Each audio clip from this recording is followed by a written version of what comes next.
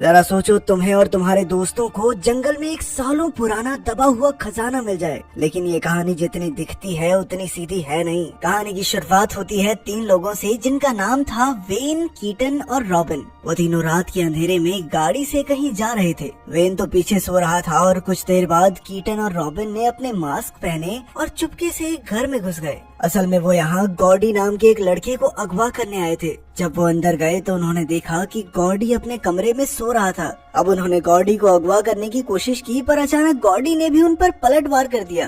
तब रॉबिन ने उसके गहनों पर घुटने से हमला किया और कीटन ने उसे बेहोशी की दवा सुंघाकर बेहोश कर दिया। इसके बाद उन्होंने गॉडी को उठाकर गाड़ी के ट्रंक में फेंका और वहाँ से भाग निकले। फिर अगली सुबह उन तीनों ने गॉडी को ट्रंक से बाहर निकाला तो एक खुलासा होता है कि ये सब तो कॉलेज के पक्के दोस्त थे और अब वो सब मिलकर गॉडी की बैचलर पार्टी मनाने वाले थे। उन्होंने अपने शहर केंटकी जाकर अपने सभी मनपसंद बार्स में जाने का फैसला किया। इसके बाद वो आर्केडिया नाम के एक बार में घुसे, पर तब उन्हें पता चला कि इस जगह को बार से बदलकर रेस्टोरेंट बना दिया गया है। जिसके बाद वो सभी थोड़े निराश हो गए। कीटन ने इसके लिए माफी मांगी क्योंकि उसने यहाँ आने से पहले कहीं पर भी चेक नहीं किया था। खैर, फिर वो सब वाइन पीने बैठ गए और गॉडी कुछ देर के लिए सड़क पर घूमकर अपने पुराने दिन याद करने लगा। चलते चलते वो एक छोटी एंटीक दुकान पर आ पहुंचा जहां वो पहले अक्सर जाया करता था। वहां उसे कैरोलिन नाम की एक लड़की दिखाई दी। लगभग 10 साल पहले तो गॉडी कैरोलाइन के प्यार में पूरी तरह पागल था।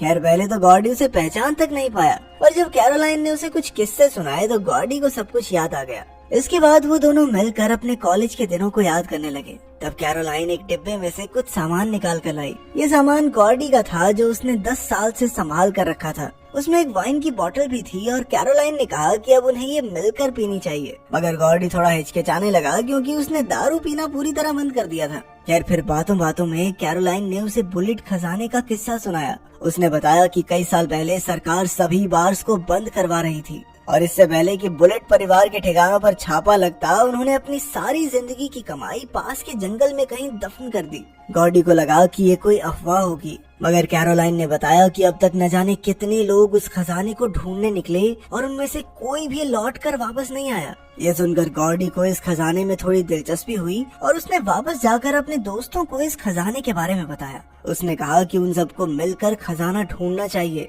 जिससे जल्द ही वो माला माल हो जाएंगे। मगर रॉबिन और कीटन को लगा कि ये सिर्फ कोई सुनी सुनाई बात होगी। लेकिन फिर गॉडी ने कहा कि दुनिया की हर कहानी के पीछे थोड़ा सच तो होता ही है। आखिरकार वो सब मान गए और खजाना ढूंढने के लिए राजी हो गए। फिर जब वो खाना खा रहे थे तो एक आदमी उनकी टेबल पर आकर रॉबिन पर लाइन मारने लगा। तब गॉडी ने बीच में आकर उसे दूर हटने को कहा, लेकिन वो आदमी टस से मस न हुआ। फिर गॉडी ने टेबल से चाकू उठा लिया और उसका गला पकड़कर जान से मारने की धमकी देने लगा। ये देखकर उसके दोस्त भी हक्के बक्के रह गए, पर उन्होंने गॉडी से कुछ नहीं कहा। इसके बाद वो चारों केंटकी के पास एक जंगल की ओर निकल पड़े। वहाँ साफ साफ लिखा था कि ये जंगल इंसानों के लिए सुरक्षित नहीं है, मगर फिर भी वो आगे बढ़ते रहे। इसके बाद उन्होंने एक जगह ढूंढकर वहाँ पर खुदाई शुरू कर दी। इसी तरह पूरा दिन बीत गया और रात को उन्होंने अपना टेंट बांधकर आग जलाई। फिर वो मिलकर शराब और सिगरेट्स पीने लगे। इस दौरान गॉडी नशे में रॉबिन को बुरी तरह से देखने लगा। फिर वो खुद को रोक नहीं पाया और उसने रॉबिन के करीब आने की कोशिश की।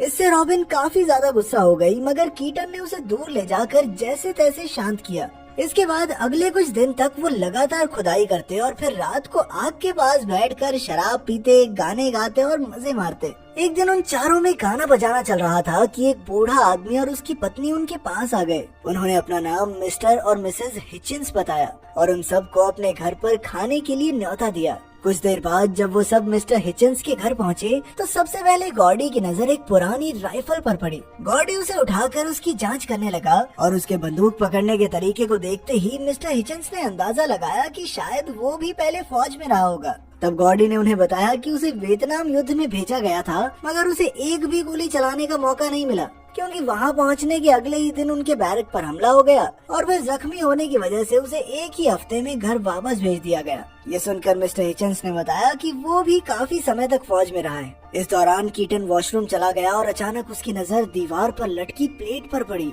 जिस पर लिखा था बुलेट। ये देखकर वो हक्का बक्का रह गया और चुपके से मिस्टर हिचन्स के बेडरूम में घुस गया। वो ये देखना चाहता था कि क्या सच में ये घर बुलेट्स का है। जब उसने ड्रॉर्स वगैरह देखे तो उसे एक पिस्टल मिली जो उसने अपनी सुरक्षा के लिए अपने पास रख ली। वहीं दूसरी ओर मिस्टर हिचन्स ने बाकी सबसे पूछा कि इन घने जंगलों में आना तो मना है, फिर वो सब यहाँ क्या कर रहे हैं? रॉबिन ने कहा कि वो तो सिर्फ गॉडी की बैचलर्स पार्टी मनाने आए हैं, पर मिस्टर हिचन्स को उन पर शक होने लगा था। हिचन्स ने कहा कि तुम लोग इस घने जंगल में खजाने की तलाश करने वाले पहले आदमी नहीं हो। फिर उन्होंने सबको चेतावनी देते हुए कहा कि जो सामान यहाँ दफन है उसके दफन रहने में ही सबकी भलाई है। तभी कीटन भी वहाँ आकर बैठ गया, पर अचानक उसकी जेब से पिस्टल नीचे गिर गई। ये देखकर मिस्टर हिचन्स और उनकी पत्नी को यकीन हो गया कि इन लोगों के इरादे नेक नहीं है। मिस्टर हिचन्स ने उन पर अपने परिवार का खजाना लूटने का इल्जाम लगाया और जब बहस ज्यादा बढ़ गई तो गॉडी ने दीवार पर लटकी राइफल उठाकर मिस्टर हिचन्स पर ही तान दी। गॉडी ने उसे अपना असली नाम बताने को कहा तो उस बूढ़े आदमी ने कहा कि मैं ही विलियम बुलेट हूँ। ये सुनते ही गॉडी ने उसे गोली मार दी और उसके सभी दोस्तों के पैरों तले जमीन खिसक गई। रॉबिन गुस्से में उस पर चिल्लाने लगी, पर गॉडी ने उसे चुप करा दिया। इसके बाद उन सब ने बुलेट की पत्नी को तबेले में बंद कर दिया और सोचने लगे कि उसके साथ क्या किया जाए। गॉडी ने कहा कि उन्हें मिसेस बुलेट को भी मार देना चाहिए, क्योंकि अगर वो जिंदा बच गई तो पुलिस को उनके बारे में जल्द ही बता देगी।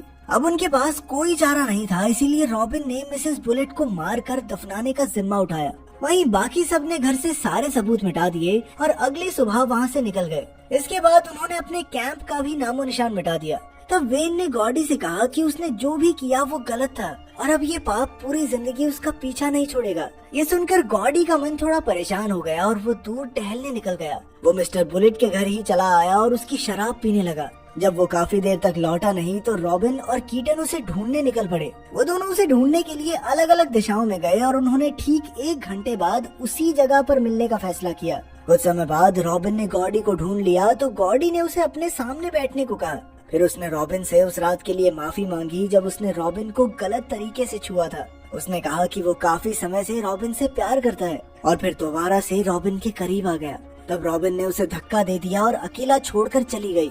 वहीं दूसरी ओर कीटन एक अलग जगह पर पहुंचा जहां ये खुलासा होता है कि उसने तो पहले ही खजाना ढूंढ निकाला था, लेकिन ये बात उसने अपने दोस्तों से छिपा कर रखी थी। अब उसने सारा पैसा अपने बैग में भर लिया और वापस उसी जगह की ओर चल पड़ा जहां उसे रॉबिन मिलने वाली थी। आखिरकार वो रॉबिन के साथ गाड़ी तक पहुंचा और गॉडी भी वहां आ चुका था। निकलने से पहले गॉडी की नजर कीटन के बैग से निकल रहे नोटों पर पड़ी। उसने तुरंत पिस्टल निकालकर कीटन को सब सच बताने को कहा। तभी अचानक रॉबिन ने गॉडी की आंखों में मिर्ची झोंक दी और वहां से भाग निकली। गॉडी ने दर्द के बावजूद भी चारों ओर गोलियां चला दी, जिनमें से एक कीटन के पैर में जा लगी, मगर फिर भी कीटन जैसे तैसे अपनी जान बचाकर भागने लगा। इसके बाद गॉडी पिस्टल को गाड़ी में छोड़कर कीटन को ढूंढने चल दिया। वेन भी उसके पीछे पीछे ही चल रहा था। वहीं रॉबिन ने गाड़ी से पिस्टल चुरा ली और गॉडी का पीछा करने लगी। अब वो गोली चलाने ही वाली थी कि अचानक कीटन ने उसे रोक दिया। कीटन के जख्म से बहुत ज्यादा खून बह रहा था, इसलिए रॉबिन उसे पिस्टल देकर मदद ढूंढने के लिए निकली।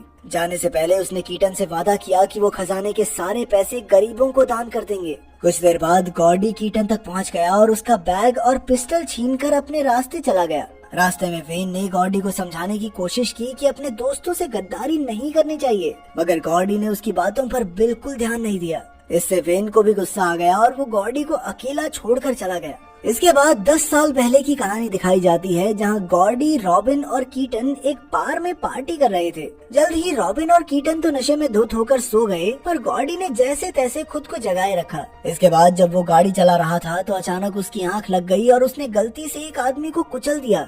झटके से गॉडी की आंख खुली और उसने बाहर आकर देखा कि ये आदमी वेन था, जो इस समय अपनी आखिरी सांसें ले रहा था। जल्द ही उसकी मौत हो गई और गॉडी बेहद डर गया कि पुलिस उसे पकड़कर जेल में डाल देगी। इसलिए उसने वेन को पास के जंगल में दफनाने का फैसला किया।